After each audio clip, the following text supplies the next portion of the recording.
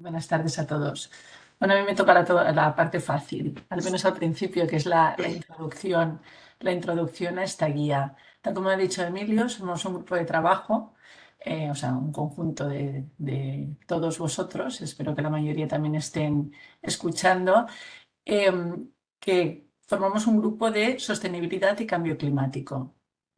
Y bueno, empezamos esto como hemos comentado al principio, todo el tema de sostenibilidad pues ha generado muchísimos papers, muchísima regulación y sabemos pues que es una regulación, yo digo que incluso más extensa que Solvencia II, ¿no? Que empezó y estuvo desarrollándose durante muchísimos años, pues esto es lo mismo. Lo digo porque animo a todos que los que preveáis que vais a estar vinculados al sector profesional y sobre todo en temas de riesgos y demás en los próximos 15 años, 15-20 años, que desde ahora que entréis en estos temas porque cuando una regulación es tan compleja, si no estás desde el principio, luego cuesta muchísimo más ir interiorizando pues, todo lo que va saliendo, ¿no? Entonces, dentro de este grupo de trabajo que constituimos, estuvimos pensando qué entregable podíamos hacer al colectivo, ¿no? Al colectivo de actuarios y bueno, a todo el sector en general. Y nos pareció que el abordar un análisis de qué tendríamos que poner en el informe ORSA a raíz del requerimiento que había surgido de incluir en el ORSA los riesgos de cambio climático, pues podía ser de interés para todos y empezando por nosotros mismos, ¿no? Y en ese sentido, pues empezamos a trabajar. También partíamos de una ventaja, que no sé si recordaréis que cuando estábamos justo en la implementación de Solvencia II, ya hubo un grupo de trabajo del Colegio que elaboró una guía ORSA. Entonces también pensamos que era una forma bonita de evolucionar aquel primer trabajo que se hizo. Además, habemos algunos que estuvimos en aquel grupo de trabajo y estamos también en este, ¿no? La forma como lo planteamos primero era ampliar la guía original del ORSA e incluir las secciones donde entendíamos que se tenían que reflejar temas de riesgos de cambio climático, pero vimos que quizá entonces era muy complejo y como veréis la guía, que también os compartiremos, es un documento bastante más sencillo. Lo que hemos hecho es estructurar la guía, incluyendo las secciones, que son las secciones que forman parte de la presentación que os hacemos ahora. Las secciones de la guía son las secciones del informe ORSA en los que entendemos que sí que se tiene que reflejar los riesgos de cambio climático.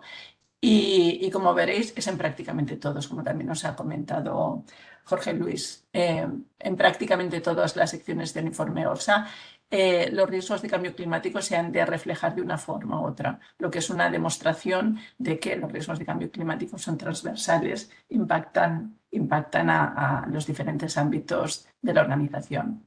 Luego, además, como tuvimos que leer muchos documentos para tener el contexto, nos pareció que podía ser interesante para facilitar bueno, la asimilación de algunos de los documentos, el hacer un resumen ejecutivo de tres de los documentos que resumen el uso de escenarios de cambio climático. Y entonces veréis que en la guía hay 3 anexos simplemente como referencia y también los explicaremos ahora, que son los que tenéis. Yo no sé, Emilio, si puedes pasar, que me acabo de dar cuenta, que no hemos pasado el índice, que es lo que os comentaba, y si puedes pasar ya a la slide de introducción, como yo estaba mirando mi slide, efectivamente. Gracias, Emilio. Bueno, pues lo que os comentaba, que se ha incorporado también un anexo con los 3 documentos que veis aquí en la parte inferior derecha y que también cada uno de los autores de ese resumen ejecutivo de esos documentos, pues os explicará en esta sesión. ¿En qué nos hemos basado para definir el contenido de esas secciones del informe? Pues hemos ido directamente a los documentos que hay de EIOPA, que también nos han comentado en la primera parte de la sesión. Ya el tema, EIOPA en el año 2019 ya dijo en un dictamen respondiendo a un requerimiento de la Comisión Europea respecto a Solvencia II y sostenibilidad que se tendría que incluir los riesgos de cambio climático en el sistema de gobierno, en la gestión de riesgos y en el ORSA. O sea, eso ya sabíamos hace varios años que se tendría que incluir. Yo he de decir que personalmente era un poco escéptica y decía, o sea, yo era de las que decían no tiene mucho sentido incluir los riesgos de cambio climático en un ejercicio que se trabaja en un horizonte temporal alineado con el plan de negocio, cuando el impacto potencial de los riesgos de cambio climático pues, es en un horizonte temporal mucho mayor, ¿no? Es decir, que yo también he evolucionado ese pensamiento y realmente tal como ahora es un requerimiento, pero sí que ahora veo claro que se tiene que gestionar ya esos riesgos, con lo cual es muy útil que ya se incorporen en el proceso ORSA, ¿no? Entonces, como os decía, los documentos de ley OPA de referencia que hemos utilizado para saber bueno, no exactamente, porque mucha precisión tampoco hay, pero bueno, tener una guía de lo que sí que se tendría que incluir, pues hemos partido, como veis aquí, de la opinión sobre supervisión de los escenarios relativos al riesgo de cambio climático que emitió la IOPA el 19 de abril del 2021, que también se ha comentado en la sesión anterior, los dos escenarios que se tienen que evaluar. Y lo que se dice en esta opinión es que los efectos de supervisión, que se empezará a supervisar esto a partir del 2023. Por eso decimos que el primer informe ORSA que necesariamente tiene que incluirlo es el en el que tenemos que, bueno, en el que las entidades estamos ahora preparando, ¿no? Que tenemos el deadline hasta el 30 de junio. Y luego el otro documento clave que también hemos utilizado como referencia ha sido la guía de aplicación sobre la realización de la evaluación de la materialidad del cambio climático en el uso de escenarios, que también lo hemos comentado. Y ahí es donde están todos los detalles.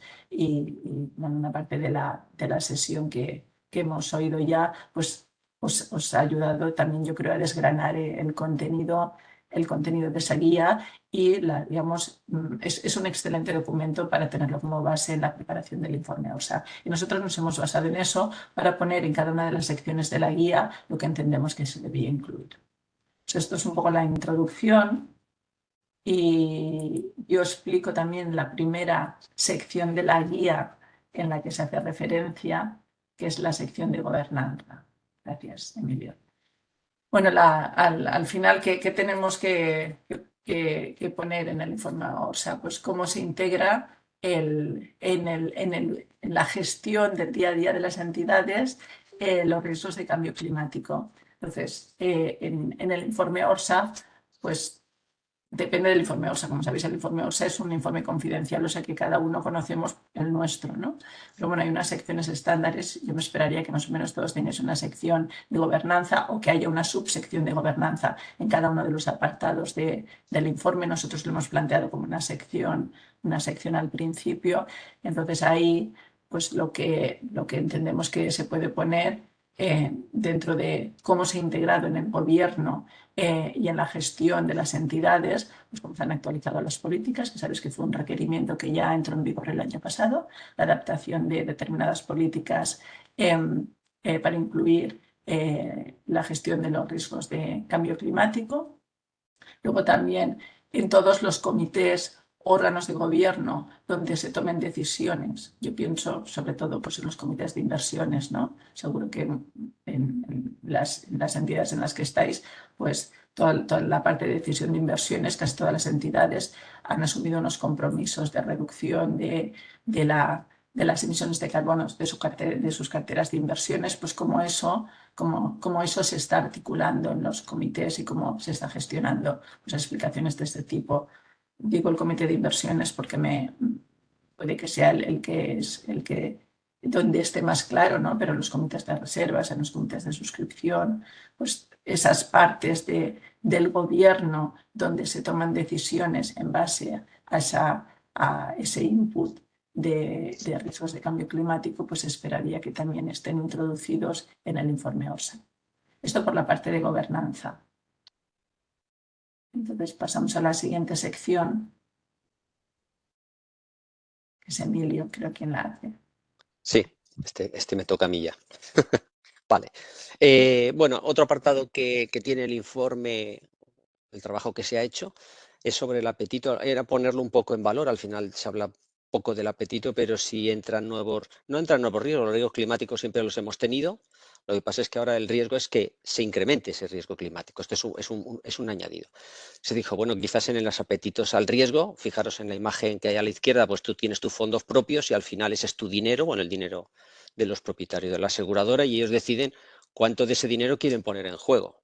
Entonces, hay un nivel que consideran aceptable, que será el apetito normal, habrá el que consideran, bueno, si nos pasamos es tolerable y habrá un nivel donde sería como inaceptable. Pues esos apetitos al riesgo que quedan definidos en políticas donde se dice, pues de formas cuantitativas o cualitativas cuánto quieren poner de sus fondos propios en juego para según cubrir qué tipos de riesgos o qué tipo de riesgos quieren y qué tipo de riesgos no quieren. Pues ahora que entra el cambio climático se tiene que hacer un pensamiento de si en la definición de los apetitos de la empresa hay que añadir algo en relación a este cambio climático. Se lo tienen por lo menos que plantear, ya que en el ORSA se suele hacer una revisión de las cuantías de los riesgos y si están alineados con los apetitos marcados, y en este caso si este riesgo va a afectar, pues habrá que ver si ese apetito también se supone que estos están incluidos o no. Muchas veces el apetito se define de forma global, 150% no quiero que jugarme más de la mitad de mis fondos propios o el 12, o aguanto hasta la mitad sería el 200%. Quiero que los riesgos solo me coman la mitad. Este es un poco un tema que hay que hacer. Y debido a que el cambio climático tiene una proyección en el futuro, igual es planteable si habría que añadir algo de definiciones diferentes. Por ejemplo, ahora no, pero es apetito o deseo de la entidad que en el futuro pues el volumen dedicado a temas sostenibles incremente. O deseamos que los riesgos que cojamos, que sean de empresas sostenibles, incrementen en el futuro. Bueno, es un planteamiento que la empresa se tiene que hacer para definirlo en su ORSA. Respecto, también hablamos de la evaluación interna del riesgo. En este caso ya se había nombrado en la charla anterior sobre todos los riesgos que son los riesgos físicos y cómo estos riesgos climáticos, cómo son físicos o de transición, esto nos los han contado y después además habría que plantearse qué escenarios, o escenarios desordenados o no, esto no lo acaban de comentar. Lo que habría que intentar es la siguiente columna, es decir, una vez que tengo todos esos riesgos físicos, por ejemplo, pues los agudos, las inundaciones, las tormentas, los incendios, en estos riesgos crónicos, como que los crónicos van a ser que va a subir la temperatura, que habrá escasez de agua y que el nivel del mar subirá algo. Bueno, pues de todo lo que tenemos en la organización, ¿qué cosas le puede afectar esto? La subida de las temperaturas puede hacer que la gente fallezca más, cierto. Es decir, en el año 21 murieron 2.000 personas por golpe de calor, en el 22 4.000, pero llevamos 7 años donde morían más o menos 2.000, 2.500 por golpe de calor. Tanta gente como se muere por caídas accidentales, pues en casa. Mueren 450.000 personas en España y estamos más o menos representa un 3 por 1.000 de todos los fallecidos. Pues el impacto no parece que sea muy grave, aunque se doblara. Bueno, se trata de ver un poco los riesgos y cada uno decidir pues, qué tipo de impacto tendría. En este caso, se recuerda que para los financieros existen sistemas para la valoración de los riesgos. Por ejemplo, en el caso aquí en principio hay una valoración de lo que sería toda la parte de las dos primeras de los riesgos y la parte de abajo de los escenarios sería un poco más saber tus activos, cómo son tus activos. En este caso se pueden utilizar dos sistemas que se usan. Uno sería el PACTA, que es una evaluación de transición de capital del Acuerdo de París. Existe una web donde tú subes todos tus bonos corporativos y tus acciones, etcétera. Es de dominio público y te hace proyecciones sobre esas carteras de activos que le has pasado. Cuánto sostenible es, qué esperas en el futuro que pierdan valor, se pueden hacer algún estrés. está ahí disponible. Y la que se hace desde los códigos NACE los hacemos todos porque en solvencia se tienen que reportar de casi todo el activo.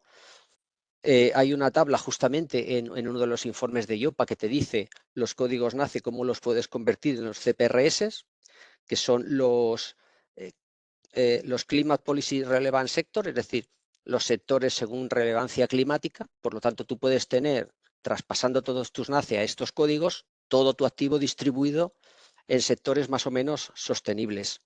Con eso ya tendrías un poco saber todo tu activo si está más a favor de que haya más carbón en el planeta o no. Y una vez que los tengas en los sistemas de CPRS, estos códigos que sacarías del NACE, incluso los podrías pasar a modelos de evaluación integrada que se llaman IAM, porque desde aquellos se puede decir que hay caminos para trabajar directamente nuestros activos y ver cuántos sostenibles son, incluso hacer proyecciones de ellos. Esto sería un poco la parte del activo.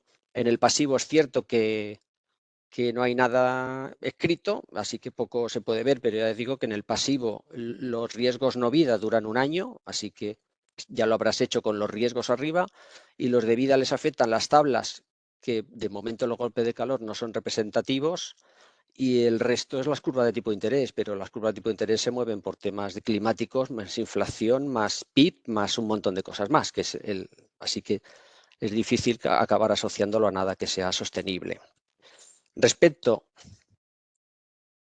a otro tema, es el tema de los modelos, que se hace una definición de cuántos modelos hay.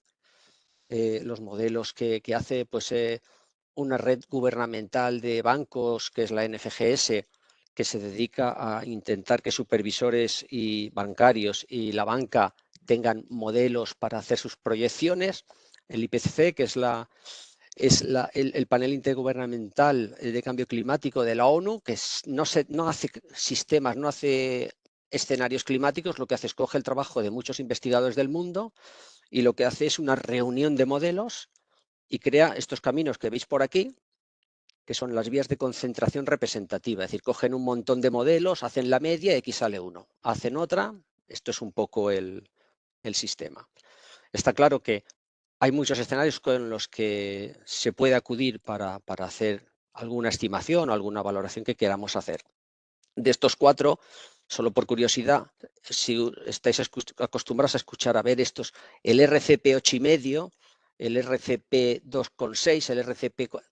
Al final, este 2,6, 2,8,5, ¿qué es estos números? Esto es la cantidad de radiación adicional que va a poner el ser humano en el planeta, aparte de la que irradia el planeta de por sí. El planeta irradia toda la energía, igual que llega del Sol, la irradia en otras ondas, y nosotros estamos añadiendo un extra. Entonces, si añades 8,5 vatios por metro cuadrado, pues por eso está el 8,5. Esto es en el año 2100. Esto es un poco lo que irradiaríamos de más en el 2100 si este modelo se cumpliera. Solo decir que los modelos hay que tener en cuenta que se mueven, todos los temas climáticos van a cámara lenta. Imaginar que el mar en principio, según el IPCC, crece cada año 3 milímetros. Este es el ritmo de subida del mar actualmente, 3 milímetros. La temperatura sube cada año 0,02 grados centígrados. 50 años para que suba un grado. Y los PPPs, las partículas por millón, incrementan en 2 al año. Es decir, que si estamos en el 417, el año que viene estaremos en 419. Es decir, decir, que el año que viene vamos a tener un clima, hablando de cambio climático, prácticamente igual que este. Si sumas 3 años estás casi en lo mismo, pero si sumas 10, 15 o 20, no será así. Y después, finalmente, comentar, empezando en los anexos, de los 3 anexos, hay uno que es la guía de análisis de escenarios que hace el NGFS, que os he comentado, en la que se hizo un esfuerzo para que todas las bancas y supervisores empezaran a estudiar sus riesgos. Y lo que se hizo, el informe consta de como de 4 partes. Una se hace que hagan una evaluación actual y futura de todos sus riesgos.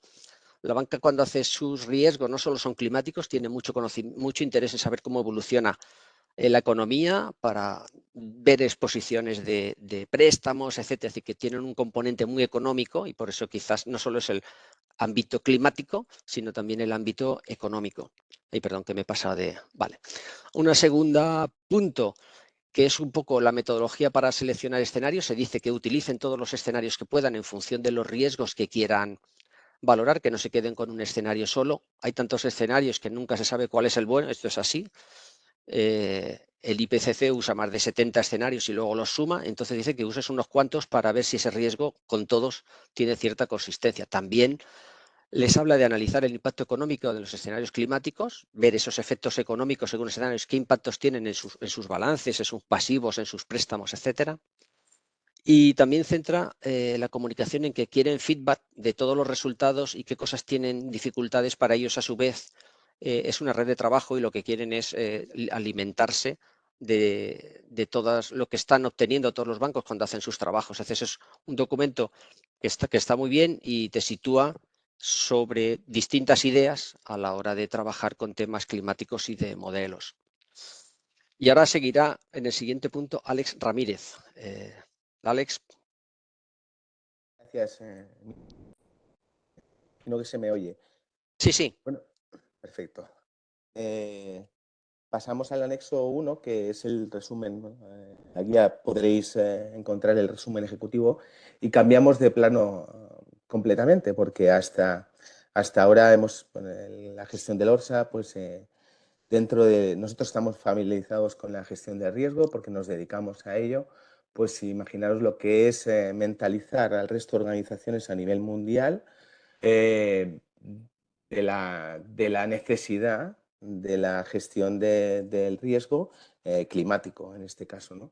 Entonces, bueno, aquí lo que básicamente busca el grupo de trabajo que es relacionado, pues, divulgación financiera, relacionado con aspectos financieros del cambio climático, que lo crea el Consejo de Estabilidad Financiera en el 2016. En el 2017 publica varios documentos y uno de ellos es el que habla de utilización de análisis de escenarios, en los cuales lo que básicamente establece, dice que, bueno, que en principio las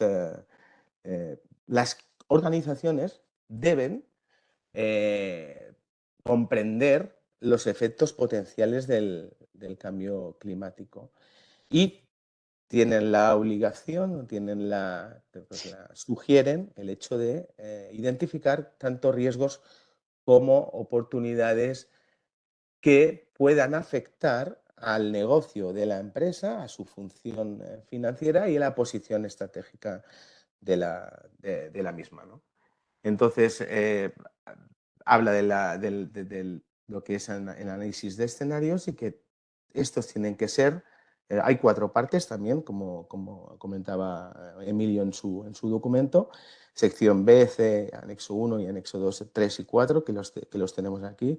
Y básicamente la sección B lo que dice es que los escenarios tienen que ser verosímiles, o sea, que sean creíbles, que tienen que ser también diferenciables, que los elementos claves tengan claramente una combinación y que cada escenario sea totalmente o bastante diferente al resto, tienen que ser consistentes, o sea, que tengan una lógica interna, relevantes, que al final estos factores sean factores claves y cuáles podrían ser las consecuencias estratégicas y financieras en la misma organización y que planteen desafíos, y que al final que planteen desafíos a las previsiones simplistas y de alguna forma al conocimiento convencional. La segunda sección establece un poco que habla de análisis cualitativos, porque fijaros, o sea,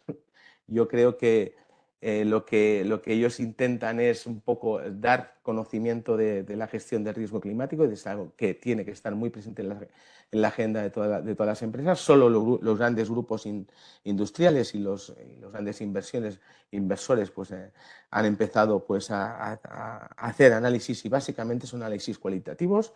Dicen que en este momento sugieren que se lleven a cabo análisis cualitativos y que los cuantitativos empiecen a ser introducidos a medida que estén ya familiarizados con este tipo de análisis cualitativos y o tengan una exposición importante a esos riesgos que habían comentado nuestro colega de Deloitte de transición y riesgos físicos, ¿no? Sí que dicen claramente que los análisis de escenarios no son predicciones, ni son análisis de sensibilidad, ni pronósticos, sino que dicen que son construcciones sobre hipótesis determinadas también que ya se ha hablado, políticas pues determinadas, desarrollo tecnológico, precio del carbón, oferta y demanda de la energía, cómo se produce el mix, parámetros, también tipos de parámetros que son tasas de interés o el PIB y la selección de escenarios, o sea, qué tipo de escenarios, o sea, si pueden ser cualitativos o cuantitativos, si tienen horizontes temporales y ciertos modelos y el timing incluso y el ámbito de aplicación, ¿no? Por último, también en ese documento se requiere a los organismos oficiales, a las ONGs, a las grandes organizaciones, que desarrollen lo que es el análisis de escenarios, porque va a resultar, será seguramente la herramienta más importante en lo que es la gestión del riesgo climático por parte de las grandes organizaciones. El anexo 1 también habla un poco de los escenarios de transición y los escenarios físicos. Los escenarios de transición básicamente lo que establece es un nivel de temperatura y cómo interactúan pues, la energía y la economía para que se puedan llegar a cumplir esos niveles de temperatura. Fijaros, la Agencia Internacional de la Energía establece seis posibles escenarios, pero solo son válidos para sectores energéticos o para aquellas empresas que tengan algún tipo de involucración en la cadena energética.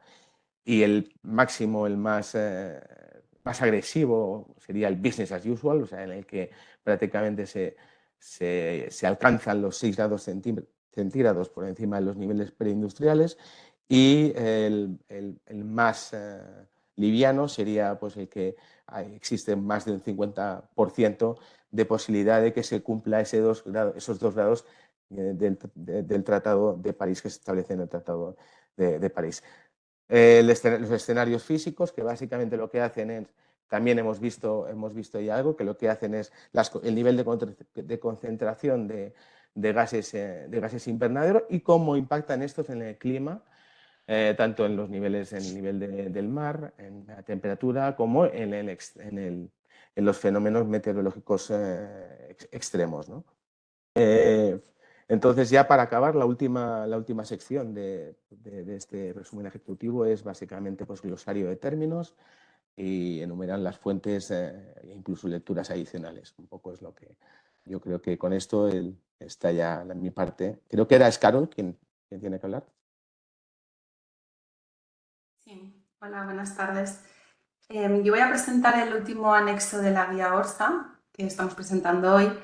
El último anexo hace un resumen del documento que lanzó IOPA en enero de 2021 sobre los principios metodológicos de los stress test con componente de cambio climático. IOPA ha publicado una serie de documentos que habla de los principios sobre los que se hacen los stress test, y este es el tercero de esta serie y se centra en cambio climático. No contempla riesgos de sostenibilidad ni medioambientales, se centra en cambio climático. Algunos mercados europeos ya han lanzado, como puede ser Francia o Inglaterra, ya han lanzado stress test. Y bueno, lo que hace IOPA en este documento que elabora es hacer un análisis de todas las diferentes opciones que tenemos a la hora de diseñar un ejercicio de este tipo. Y como actualmente en la Unión Europea no hay un marco de pruebas comúnmente adoptado, pues intenta hacer lo recoge todo en este documento.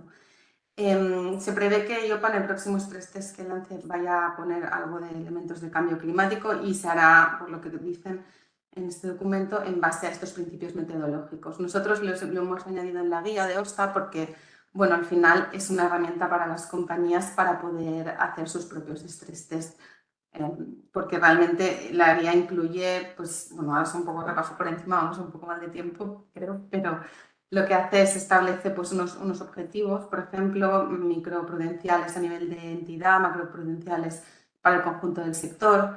También define principios de diseños de escenarios, como por ejemplo comenta que los riesgos de transición y físicos, aunque se estudian normalmente separadamente, sería ideal que estuvieran conjuntos, se trataran conjuntamente en los escenarios, porque están muy interrelacionados. También habla de la granularidad, del reto que supone el horizonte temporal. Entonces expone todos los modelos que hay, o varios modelos que hay actualmente para calibrar el riesgo de transición. También revisa metodologías y enfoques para los shocks que se hacen para el riesgo físico en los activos y pasivos. Define indicadores que puedan dar una visión más global de los shocks y indicadores para balances y profitabilities. Y finalmente define lo que llama efectos secundarios, que se trata de las repercusiones que pueden tener las acciones que hagan las aseguradoras en consecuencia a los shocks de cambio climático para mitigar sus efectos. Y esto se podría acabar trasladando como externalidades en otros sectores o en la economía real. Por ejemplo, si hubiera un aumento muy grande de las primas por encima de la elasticidad de la demanda, pues pudiera darse que se quedara infraasegurado un riesgo en una zona geográfica concreta. Y bueno, pues básicamente es esto, es una herramienta para definir estrés test. Ya me paso a las conclusiones. Vale, pues muy rápido, porque vamos un pelín pasados de tiempo. Las conclusiones de esta presentación, yo espero que estéis de acuerdo con nosotros, es que hay documentación, EIOPA ha emitido guías y opiniones que nos dan mucha visibilidad de cómo tenemos que abordar en el informe ORSA los riesgos de cambio climático. Es muy importante, o sea, lo que marca la diferencia es en el análisis de materialidad, si es material o no es material, porque en función de si la conclusión es que el impacto es material, se obliga se requiere la utilización de escenarios. Si fuera ese el caso, hay también un montón de documentación, como hemos podido ver, aunque reconocemos que pues, los modelos todavía no están lo suficientemente finos y los enfoques y metodologías pues todavía hay lagunas, ¿no?